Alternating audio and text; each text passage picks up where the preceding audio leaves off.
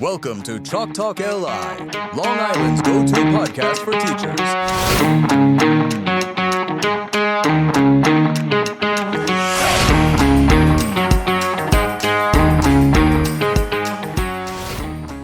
Hey, what's up, everybody? I am John, and I'm coming to you now with a couple of buddies of mine. We've been friends for many, many years, and we are all involved in education, and we wanted to start having some conversations about topics, discussions, job search, everything involving teaching and education, and ways that we could provide some actionable advice to anybody who wants it. We come with a lot of different varieties of experience, years of experience. I myself, I've been a teacher for 15 years now. That's crazy. Halfway through, so nuts. I teach English, special ed, E&L, and have just a wide range of experience coaching, teaching, and started off in the lowest of lows of positions and finally rose up and got a job. So it was a long path, but happy to be here and joined by my buddies Dom and John, and they could go into a little bit about their backgrounds. What's up? Who wants to go first? Should we raise hands? I'll go first. So thanks, John. A little bit about me, former teacher, special education teacher in a sixth grade position in the New York City Department of Education. I'm in my 19th year, so a little bit more than halfway, John. Just kind of picking that up on that now.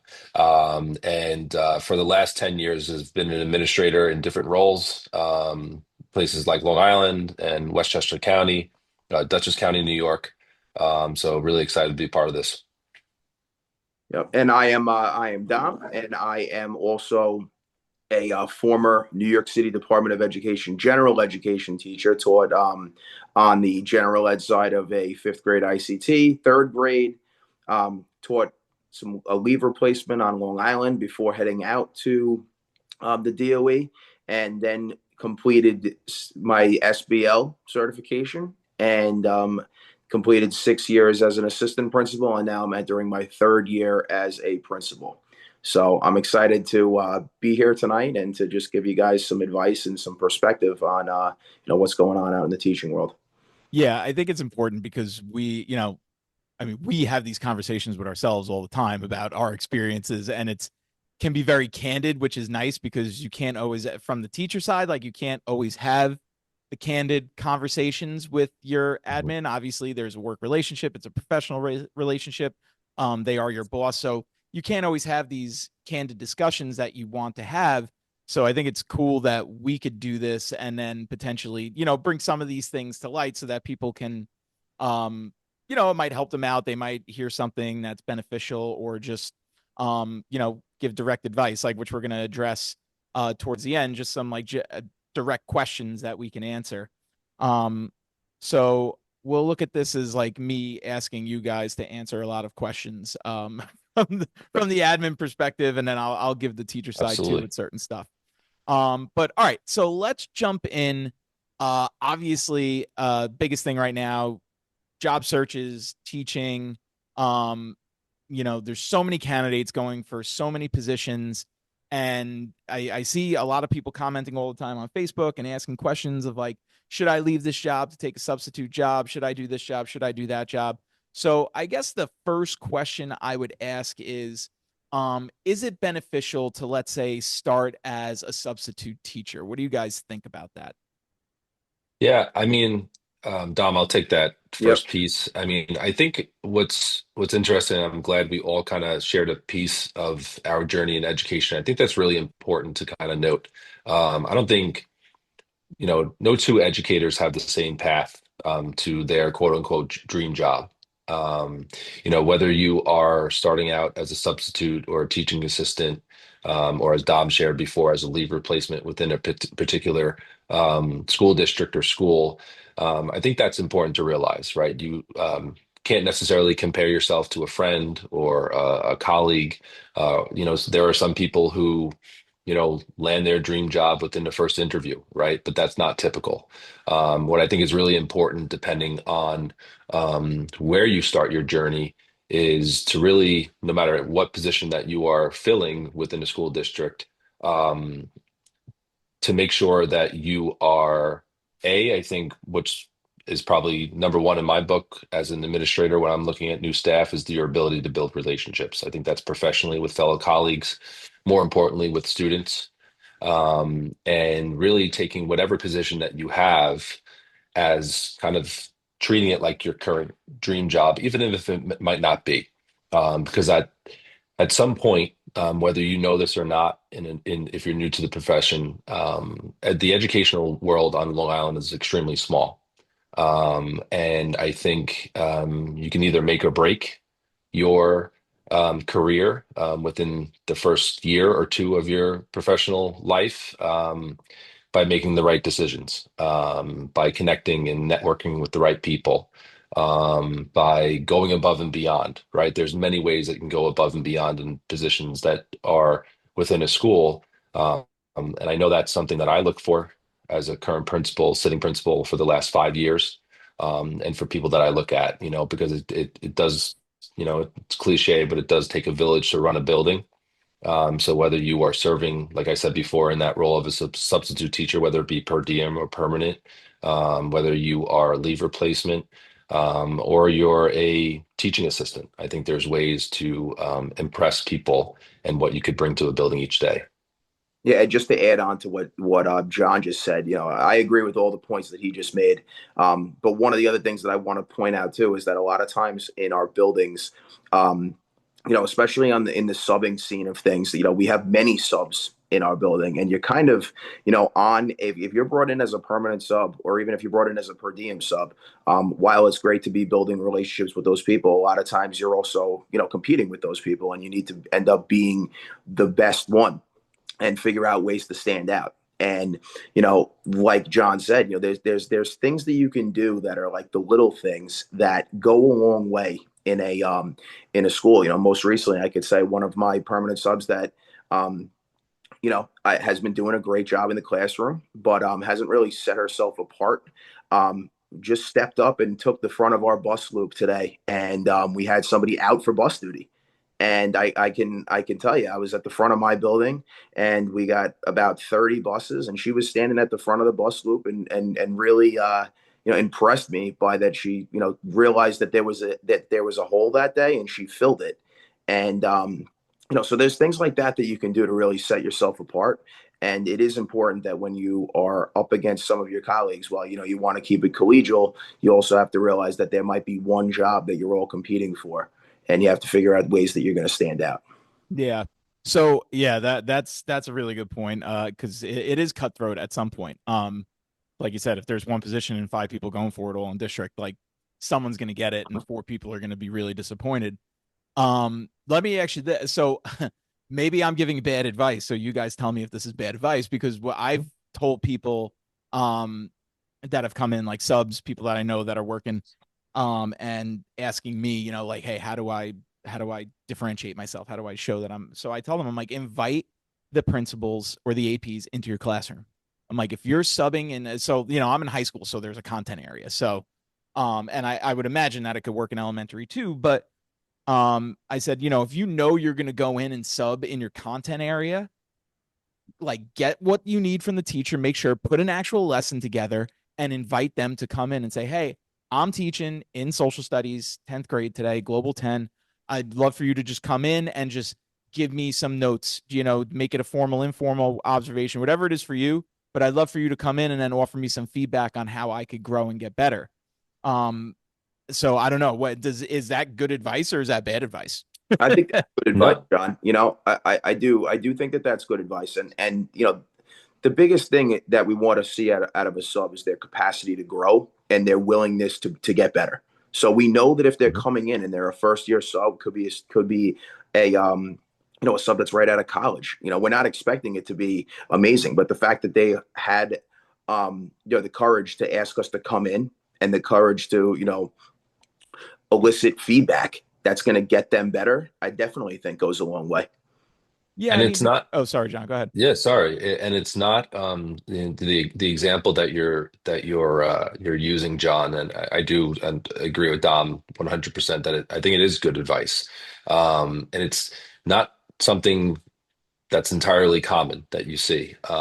When you ask that question, then Dom piggybacked on on the question itself was that I've had that as a sitting building principal or assistant principal for the last 10 years. I've had that happen once.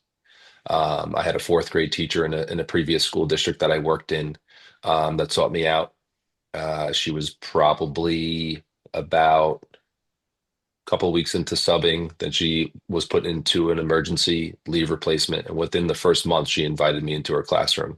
I was actually taken back at first, but obviously agreed to come in. I believe it was a fourth grade reading lesson with the HMH into reading curriculum that we had just adopted. So not only was it a new curriculum within the building that she was learning, but my entire staff was learning, right? So this was someone that was taking a risk. But also, I will tell you through that process, there were many strengths of the lesson, but there was, as with any type of teacher, steps to be taken. And her ability to receive constructive criticism, to go out of her way to not only invite me originally into the classroom, but to plan follow-up conversations with me because she wanted to get better, right? Unfortunately for her, and like we're talking about, it's very competitive. She did not land a job within the district that I was working in, but she was someone who added me as a reference. And sure enough, later that summer, after that school year, she was hired in a tenure track position in another school district, and she landed on her feet. And she needed what she, and one of the main things I shared during the reference check was that moment in time where she invited me into her classroom, knowing that she was taking a risk, knowing that it was a new curriculum, it was a new school, new position, new everything for her. Mm. And she was just one of those candidates that, within, the first 30 seconds of me interviewing her for a per diem sub job, I knew at some point she was going to land on her feet rather quickly in the world of education.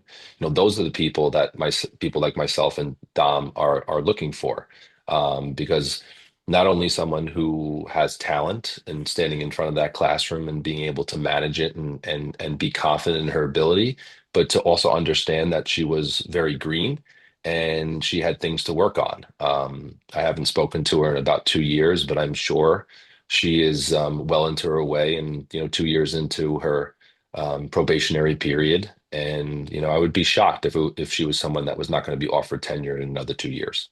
Yeah.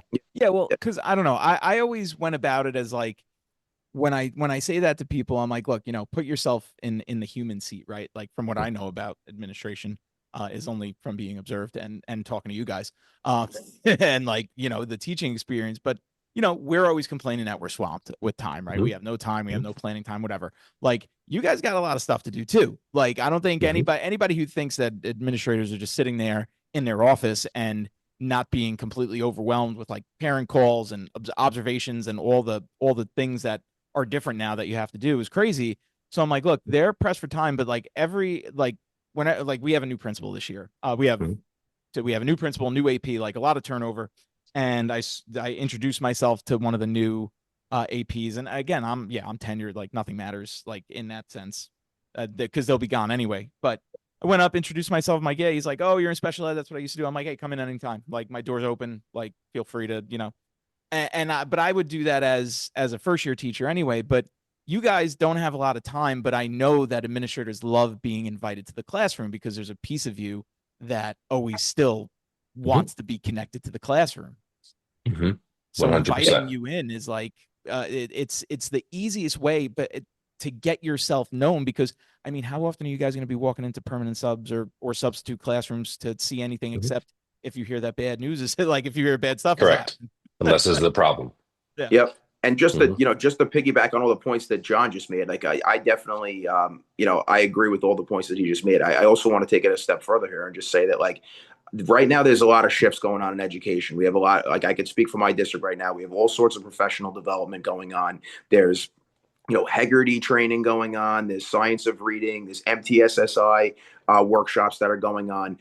I always think that it's a great idea for our subs and TAs, when they want to jump into those workshops and there's room for them to be able to get into it, it just shows again that they're trying to get better and they're trying to learn. So what they're doing right now might not necessarily translate to getting a job in my district, but like John just said, then when you go on an interview and you can speak to those things and you had training in those areas, that could be the difference down the road in landing that forever home.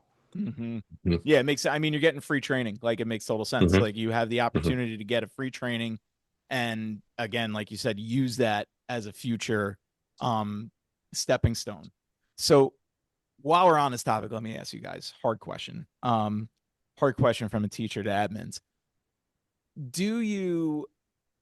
Is there, when you're looking at resumes, when you're looking at cover letters, is there something that jumps out at you more, or that makes you more intrigued by a candidate? Like, and when you're looking at like TA, sub, perm sub, leave replacement, like I would assume that leave replacement jumps off the page more, but is that true? Is that just an assumption of mine, or is there nothing to that? Yeah, I mean, I think it depends on what you're hiring for. Okay. I think it's at times it's timing.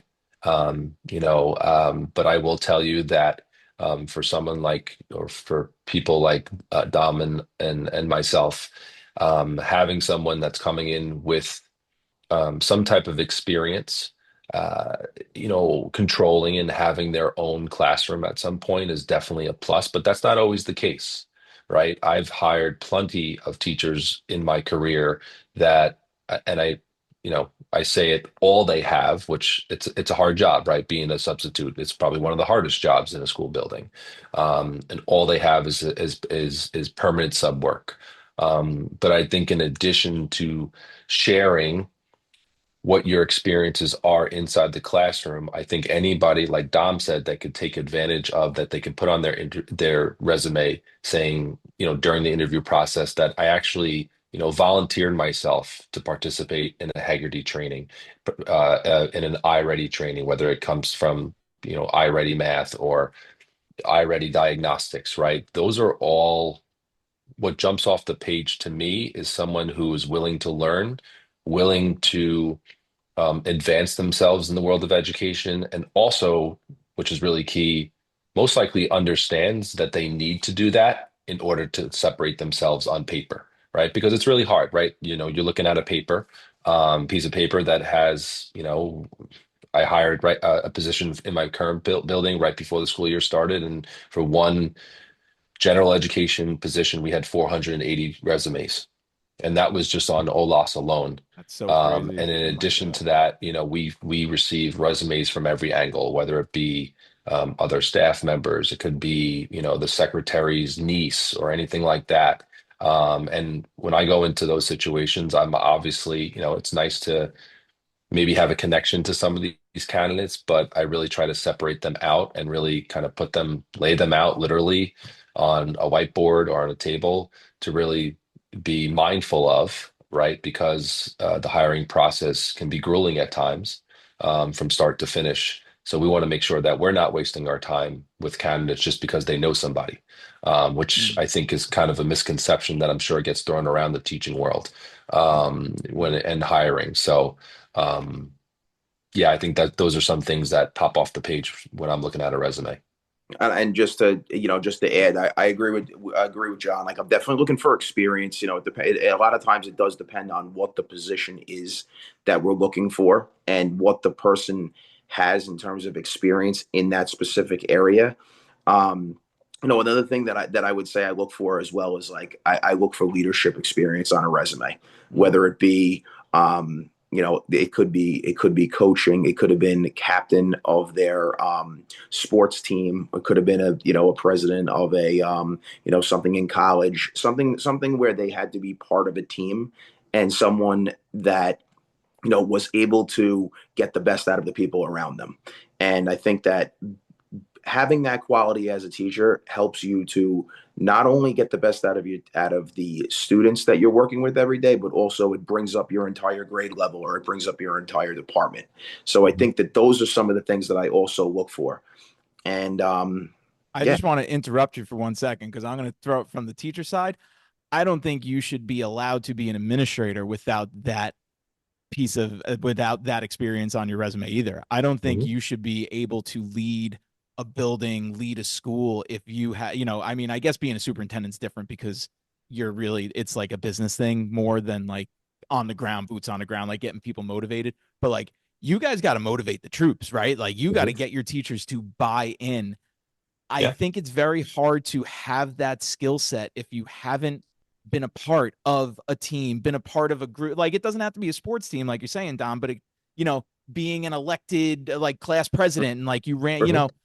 being a union rep at some point, Yep. like Yep. just being a part of something like that and having that leadership job, I think it should be mandatory for everybody in this profession because like you said, like you can't just be content. You can't just be like, oh, I read the books, like, oh, I love math. Like Mhm. math is my favorite thing in the world. That's Mhm. great. How are you going to motivate people to want to do math with you? Like when I hate math, like you got to have those leadership skills.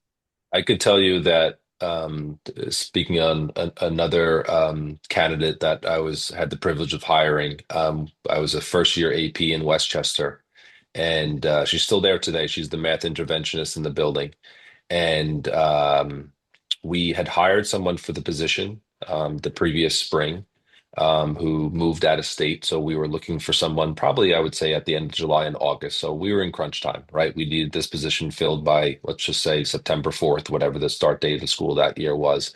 And the number one thing that stood out to myself and my principal at the time was this candidate, although she was, I think, only about 23 or 24 years old at the time, but she was the front end manager at one of the uh, and John, you'll love this as a Costco fan, at a Costco, and you would never like it has nothing.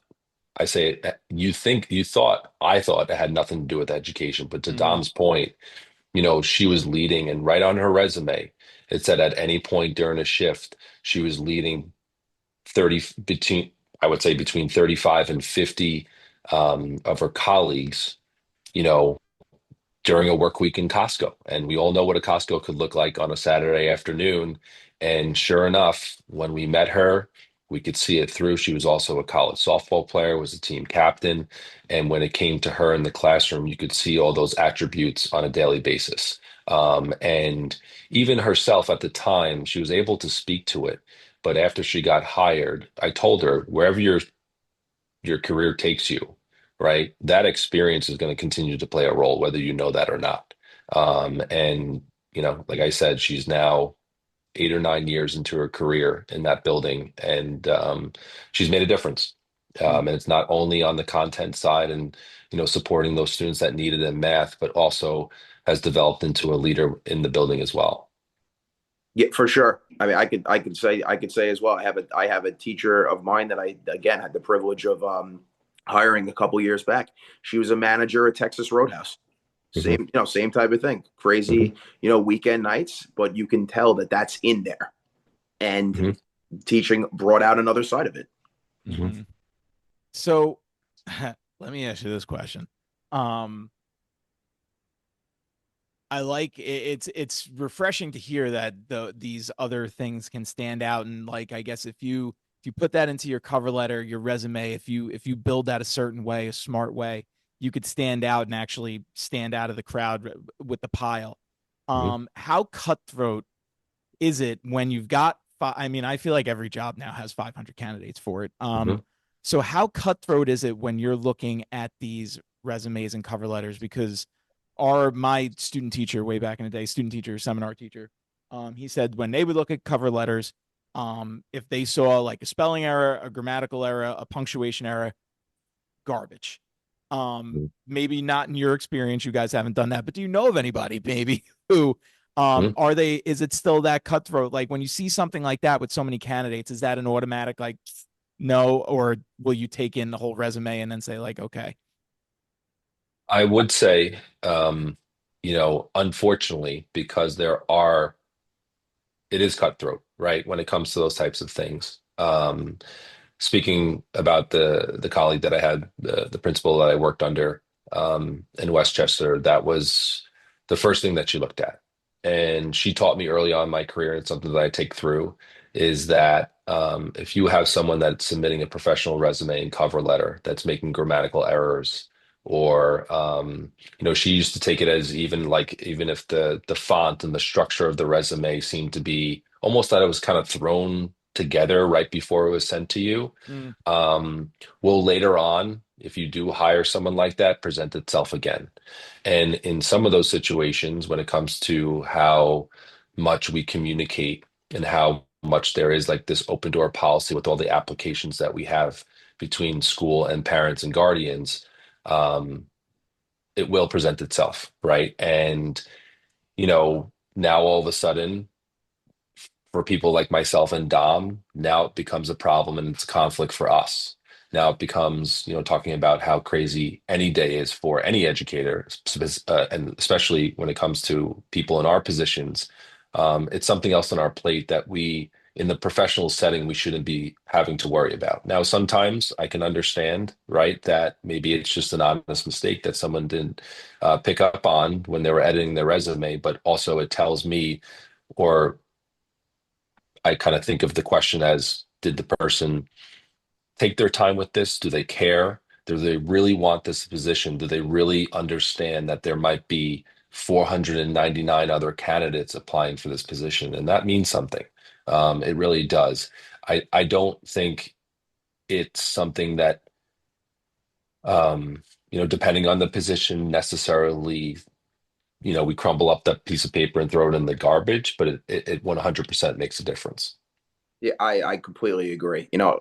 Like John said, I mean, when we go on to OLAS and there's a couple hundred different resumes and cover letters on there, you don't want to give us or anybody in our seats a reason to say, all right, on to the next one. And I think that's the most important message for anybody who's applying for a job to understand is don't get passed by. Don't let your cover letter having a typo, or anything for that matter that's coming out when you first look at their OLAS dashboard be a reason why we're going to move on to the next person. I have to say, John, I've seen some good posts on Facebook in terms of advice and regarding the cover letter, in a sense of the cover letter should be specific. Like I also can't say, I can say for myself, I don't love a cover letter that's like a to whom it may concern. I like to see that somebody took the extra time to actually, and it's typically not even my name. It's, it could be to my assistant superintendent for curriculum and instruction, or the superintendent. But the fact that they went on there and did that, and then, that definitely holds some weight with me. And then also, if I start reading through the cover letter and I can see that that the person did their homework and there's things specifically either about my district or about my school, that's another one where I'm like, all right, I'm going to put this in this pile, the keep file for right now. And I'm going to look at this resume a little bit deeper. It's amazing that you're giving that same advice now, because that's the advice that I got. Oh, geez, when was that? 15, 20 years ago now. When we were, that same guy, Captain Willie, shout out, Bill Schiavo, he's like, find out who that's going to. He's like, and if he can't find out who it's going to, address it to the director of human resources. But direct that cover letter to somebody. And yes, and what was the other thing you said? You said, and research about the district. Yep. Like, two huge things. Like, put it in there, and why what they're doing you see as being you'd be a good fit because you love what they're doing in this initiative that they're taking. You can find all that stuff on the website now. It's so easy.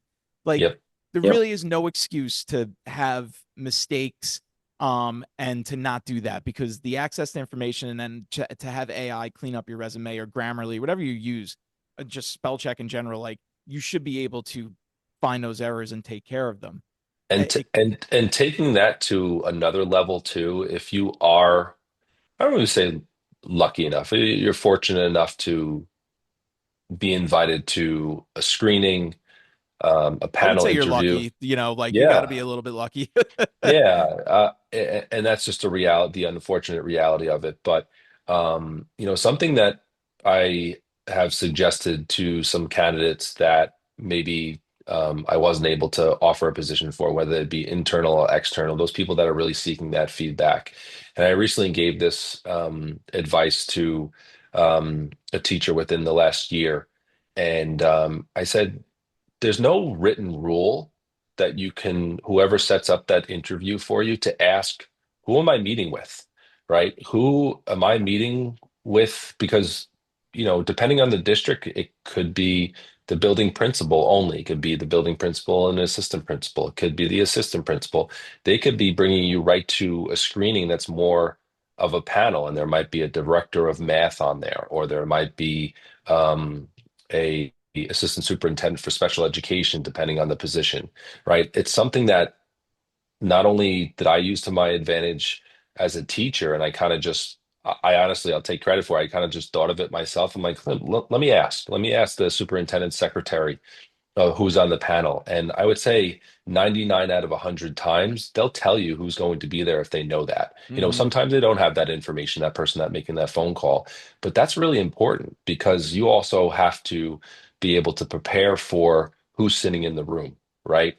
And yes, they're going to ask you the generic questions, tell us a little bit about yourself. We have your resume in front of you. We know what your education is, but you can really, with that research that you're doing ahead of time, add that piece to really understand who you're speaking to. And I think that sometimes when we interview candidates, they're thrown off as soon as they enter the room because they kind of have that, oh, you know what feeling.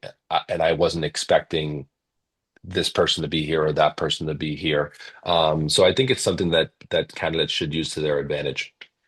Yeah, definitely. I mean, I remember asking every single. I always ask like, Mhm. who am I interviewing with? And even if they just, oh, it's the assistant principal or it's this, like, even if you don't get a name, at least you know who's going to be in Just the the room. position, Yeah. just the position. Yep. Yep. Do you want to add anything to that, Dom? No, I just think that that's all. That's great advice. Yeah. Knowing your audience. Mhm. Know what you're walking into, because the panel, especially the panel interview. It is one of the most cutthroat and overwhelming experiences.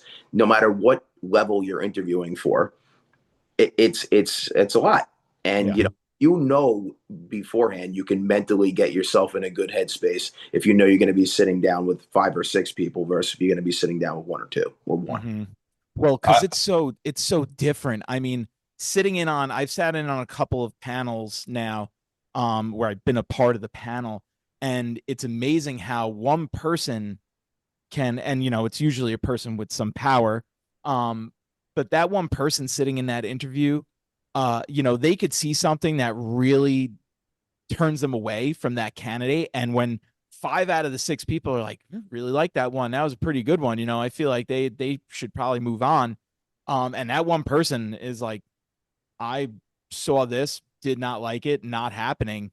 And it could take one one way you say something, one utterance, or a lack of knowledge about the district, a lack of understanding about something that Mhm. proves you didn't take the 5 minutes to do that research. You didn't take the Mhm. 5 minutes to look at the website and see what they're doing.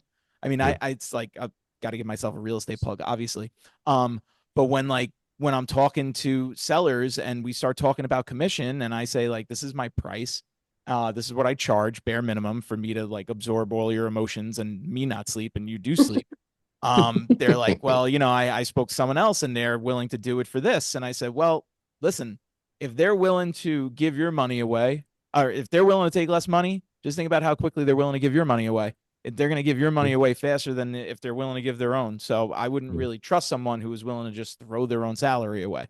That's Mhm. just me, but you make your Mhm. decision. And it's kind of the same thing here, where it's like, if you're not willing to go that extra mile, and maybe people don't realize how many candidates there are going for these Mhm. positions, but like, Mhm. when you're talking about you're 1 in 500, and let's say you are that permanent sub or that substitute or that TA, and you're going up against someone who's got 4 years of DOE experience, and now they want to come out to Long Island and have a better commute, like, you better be ready. It's Mhm. not like you can't get that job, it's not like you can't win that job, but you got to put yourself in the best position to do it. It's like going out and trying out for the baseball team. You never swung a bat in your life. Like, it's crazy. Yeah. A I, couple of I years think. I could, a couple of years ago, John, I could say that I had, we had a whole bunch of probationary positions going back like probably 7 or 8 years ago. We had a whole bunch of probationary positions, and we actually added a few more to take down the class sizes. So I think we were hiring about 6 teachers, and it was during the time where everybody was adding the school counselors to their schools. Mm-hmm. And I can remember my permanent subs ended up getting passed up on them, and we didn't have any leave replacements at the time, and none of them had done a leave. And we ended up hiring a lot of DOE teachers. One of the teachers that we hired also was a teacher, like John said earlier, that was a student teacher who just stood out to us so much and took the extra step to ask us to come observe her while she was student teaching. And I remember that at the time that was like so unheard of, that a student teacher was coming and asking us to observe her, and she just blew it out of the water.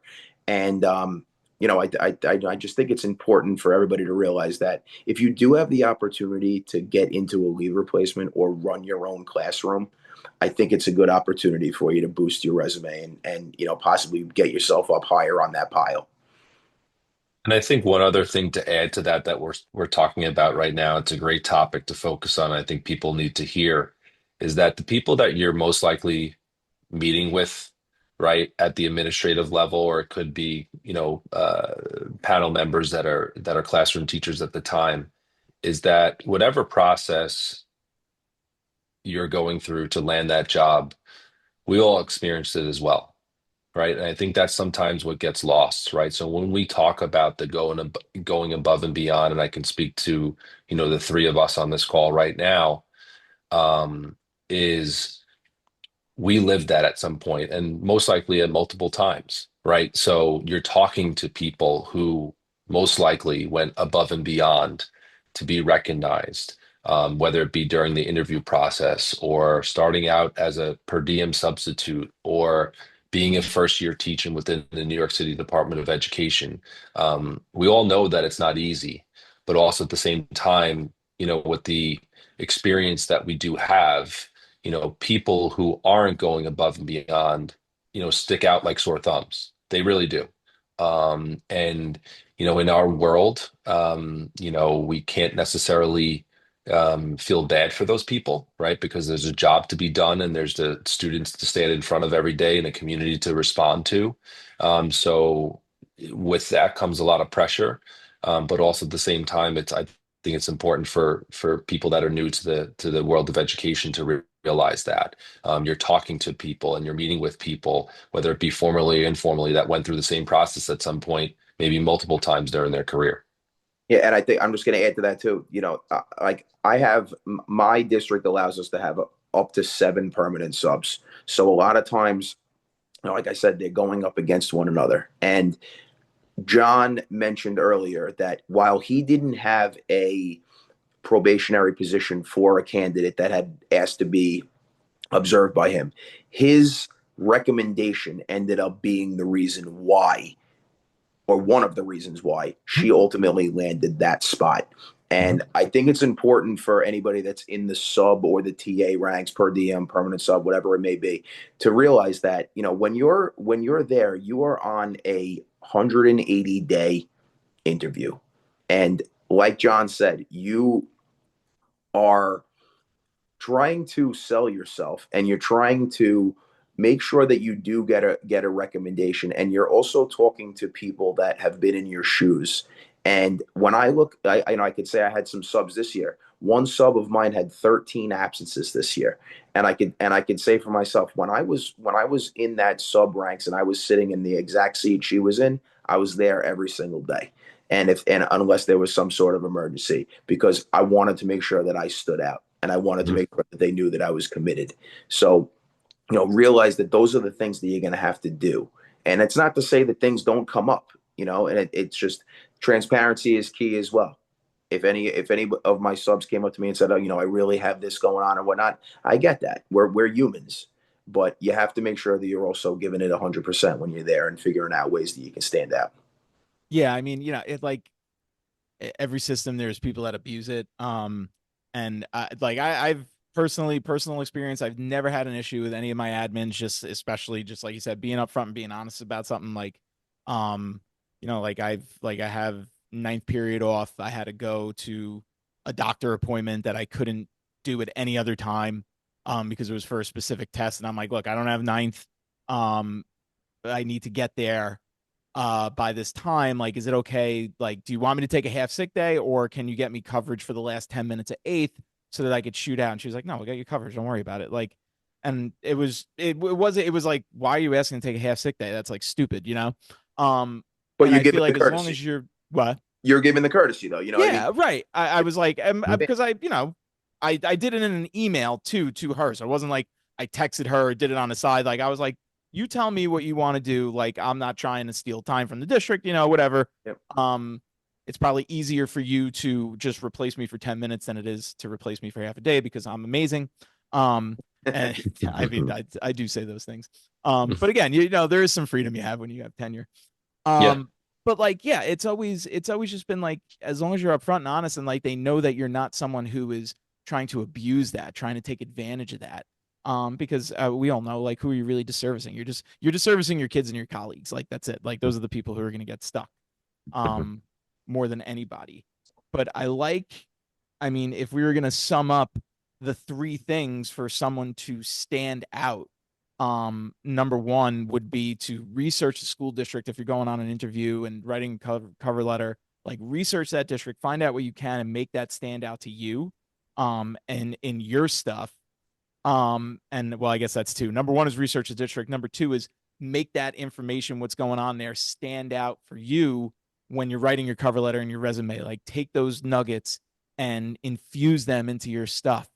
So it's district and person specific, so that when they're reading that, they're like, oh, this person's done their homework. And then number three is invite the administrators into your classroom when you're subbing, when you have a permanent sub job, when you're just a regular sub job. If you know you can, invite them in so they could see that you want to learn, you want to grow. Because I think what you guys are saying, if I'm reading the tea leaves correctly, is you got to have people that are willing to be constantly growing and listening, and not someone who's just going to settle in and say like, I'm here, I've made it. I got tenure and now I'm smooth sailing into retirement. Like, yeah, like from the teacher side too, like that's not easy if you have to work with that person, those people who are just like, whatever, you know, like we're coasting along. It's like, I'm still redoing. I've taught the same 4 classes every year. And like, I'm still redoing stuff every year, like, because you got to change and you got to do it. So that sounds like the stuff that, like those 3 big points, like research the district, work that into your cover letter and resume so that it stands out. So you're not just one of the 500. And then when you are in a school, invite people in to observe you so that they could see that you are like a true teacher in the classroom.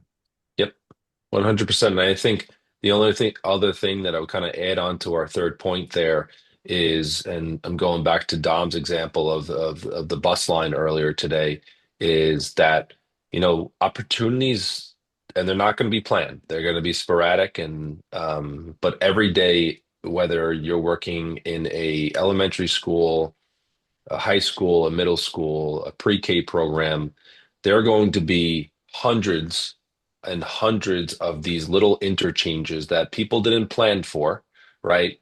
But in a moment's notice, we're looking for those people that are willing to step up, right? So it might be, you know, helping out on the bus line. It might be helping, that's a student that might be in a wheelchair because of an injury that needed to get up to the second floor, right? Little things like that, although we might not take formal anecdotes of, you know, we park them in the back of our head when it comes to, if that were to be the case, an interview one day for this particular staff member. I think that's really important to you know, to understand. You know, when it comes to anybody's schedule that's working in school, particularly with administrators, you know, we all have our calendars of events, but there's always 100% of the time, every time you step into your building, there's going to be things that you don't prepare for. And a lot of the times it's just little things that can cause havoc on what a schedule looks like or the flow of a typical building. And I think that's just something else to kind of add on to as far as, you know, additional ways to stand out. Nice. Dom, anything else to add there, or No, I John summed it concur. up well? No, I think John summed it up really well. You know, I just think that it's definitely very important, as John said, to find those little moments throughout the course of the day to to stand out. And a lot of I can say for myself, I love to tell a story if somebody is calling me for a reference. And John said it before. He was able to speak to a specific time where someone asked them to come in and observe her. And I would love to be able to say, you know what, this person goes above and beyond. And here's an example of how they do that. And this is somebody that is a team player. And here's an example of how they do that. I'm sure that too, that like when that call is coming from you, or John, like when you guys are saying that stuff, that probably holds so much weight, because it's coming from an equal, it's coming from a counterpart, and not just like, say, it's not coming from like a random person or another teacher. Like that's coming from an administrator who's saying like, hey, like I've heard you talk about people and say like I would keep them on my team if I had a position for them. Like they'd be here if I had something for them. And now, but that's out of your control. And now you're calling places for them and trying to get them a job and being a reference for them. John also said this earlier. What's important for aspiring candidates to also realize is that for as big as Long Island is and how many districts there are, it's very small, and we kind of all know each other and talk. And when we have somebody good, it's not atypical for it to get thrown into, John and I are both in a on a platform where it's all Suffolk County principals. And it's not atypical for somebody to say, I have this great candidate. I don't have anybody. I don't have anything for them. Does anybody have blank certification? Right. Yeah. So if you're making yourself stand out, you have the opportunity just without even applying for a position to potentially land a job if you're doing all the things that make you look like a good candidate. And I shouldn't say make you look, but as there's also playing the game, right? Like, and we've all played the game. Like I played the game. Like I was a TA. I did so many things for free in my years as a TA. Like it's like just yeah, I'll do that. I'll do that. I'll do that. Just like jumping through hoops. Like I'll do whatever you want. Because I was playing the game. Did I want to do all those things? No, but I also wanted to get a job, and it was during one of the toughest periods of in the history of getting jobs, 2009, 2010, 2011, brutal. So you do what you can. Like I think people do make a mistake that they assume that like they should get a job. Once they're in the job, it's their job. Like it's not. Like you got to work. You got to, again, put yourself in a position to make yourself noticeable in a good way at all times. It's super important. All right. A little unstructured this first episode here, but we like it though. Yeah, no, it's good conversation. I think there's a lot of value in it too. But what I want to do at the end, I'm a part of a Facebook group. It's a Long Island teacher Facebook group, city teacher Facebook group. And I prepped by asking a question in there, like what people are struggling with. And one of the questions that stood out was someone had asked, someone had said that they're really struggling with like ENL compliance. And I wasn't sure what they fully meant by that. So we asked them to explain further. And it was just like issues with new entrants coming in and not sure what to do. And then like they're being told to call the state. So they're just like, they got new entrants coming in and they're at a loss and they really don't know how to handle these compliance issues. So I don't know if you guys will have an answer to that because it sounds very complicated and complex and probably convoluted. But if you have any advice for someone in that situation, feel free to give it. And if the advice is call the state, then it's call the state. But yeah, I mean, the reality is when it comes to a new entrant, whether it be ENL, a student who's just sitting on the general education side, a special education student, once that proof of residence is handed through the registrar's office, depending on whether that be at the building level or at a district office, that student is now the district's, right? And it is law, right? New York State law that if they show up on your doorstep the next day, you need to place them and begin to start their educational journey in your district. Um, with that, and assuming this is probably where that educator is struggling with, is that at times it can be a little, there's some gray area, right? There's some uncertainties of what to do. But the reality is that once they are a student within your district and they're zoned for your particular school, what should be happening through the registrar's office is that they are now being educated on day one. So whether they arrive the next day or the next week, right, you need to have a placement. Sometimes that placement changes based on additional information that's shared from previous schools. There's a lot of communication. At times, it's happening between administrative assistants between buildings, and sometimes that can get a little messy as well.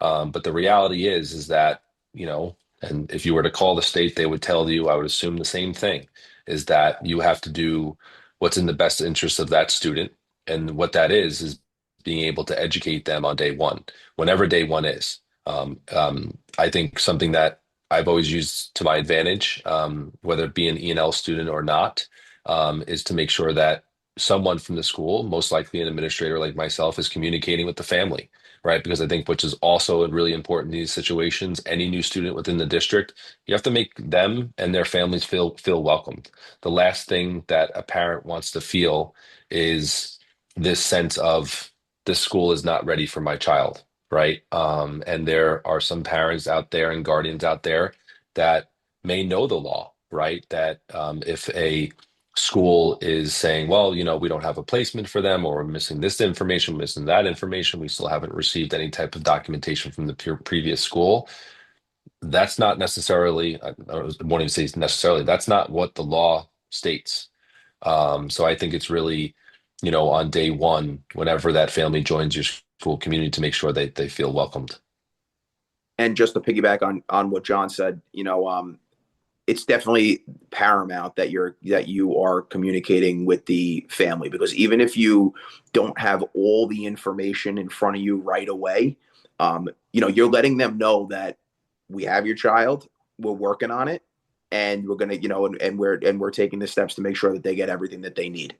And I can speak for the district that I'm currently in, that we have a high E&L population, and now when students come in, and always they immediately get the NICETEL, and that's going to be helping us to determine if the child is indeed an L, and then helping us to determine whether the child's going to be getting one period or two periods. So, And that's a district policy, though. That's not like I'm like pretty state. sure that that's a policy across the board. Oh, it is. Okay. It's mandated minutes within New York State. Okay. Yep. Okay. Yeah. Mhm. Yeah. So that's definitely something that in my district has a great setup for that. They actually went to go check out, I think Uniondale's doing it right now, but they currently now, when a family comes into our registrar's office, central registration, the parents go and they fill out all the necessary paperwork to get into the district, and then we actually have an E&L teacher that she's almost like a kind of like a department chair for E&L, and she administers the NICETEL right off the bat. So that when the information comes over to the school that the child is going to, you have a nice buttoned up folder that has all the information that comes from Central Reg, and then all the information about what the student deserves in terms of their education.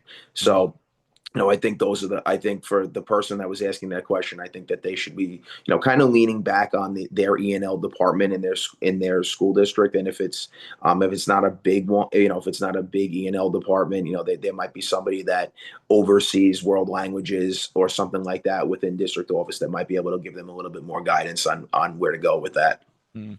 Yeah, we definitely have the same process too. Now that you said it, like I should know this because I'm technically E&L. But I don't have to test anybody, thank goodness, because I got to do the special ed testing. But yeah, they come in, they take the tests, but then I wonder where it's getting lost in the fold. So maybe after I send this to that person, they'll be able to clarify. You can come back to us. Yeah. Mhm. Right. Yeah. Come back and ask, like, what's Yep. the deal? Like, did this answer your question? Because I think, well, we have so many I mean, we had a what do you call it? We had a assistant superintendent of curriculum who was just strictly like social studies, English, and E&L. So the process was all done through E&L teachers, and then that person, where like the whole process was crafted out like step by step of what should happen, where they go, where they're placed, etc. Like obviously based on state mandates, and then how we're going to do it in the district. So Yeah. it was all laid out very clean after some trial and error. So I don't know, I guess, and I'm sure in some places it just hasn't happened like that. Like you said, maybe there's not someone at the top who's doing that, or Yeah. And again, that's just if the person is, new to school. A lot of times, like John was saying before, like we will facilitate a records request, and then we will get all that information. Especially in your world where you're getting kids that are they're in secondary ed. A lot of that information you already have. I'm talking about in our world in elementary schools. A lot of times with kindergarten, that's the first step. We administer the dial or the Brigance for kindergarten screening, and then if they indicate on their home language questionnaire that there's a language other than English spoken in the household, we go with the NICETEL. Yeah. All right. Well, I think that should be helpful. I think overall this was very helpful. Got some good advice for people, good advice about resumes, what you should do to stand out, research in your district, how to stand out as a substitute teacher, a leave replacement. Anything else that you want to add before we sign off here? No, I think that's good. I think I would say just for the teachers, keep coming with the questions, and and we'll do our best to try to give everybody answers that are going to be helpful. Yeah, I think that's actually a great idea. Anybody who has questions, I'll set up an email somewhere where they could ask, or just do it on Facebook, whatever. But ask questions, things you want to know, things that you like, stuff you want to ask your principals that you can't. Yeah. Just because you're being in that position too, you can't always ask certain questions because you might feel that it's going to make you look bad, that it will make you look inexperienced, or like you're not a team player, all those things. So we could consider it like a safe place for people to ask questions and answer them. 100%. I think for John and I, and the way that we lead, it's important for us to always remember what it's like to be in the trenches, and to never really lose sight of that. So, I would always tell any teacher to come with come with the questions, and we'll give you the best advice that we can give. Yeah. Awesome. All right. With that, signing off for episode 1, and hopefully we'll have an episode 2.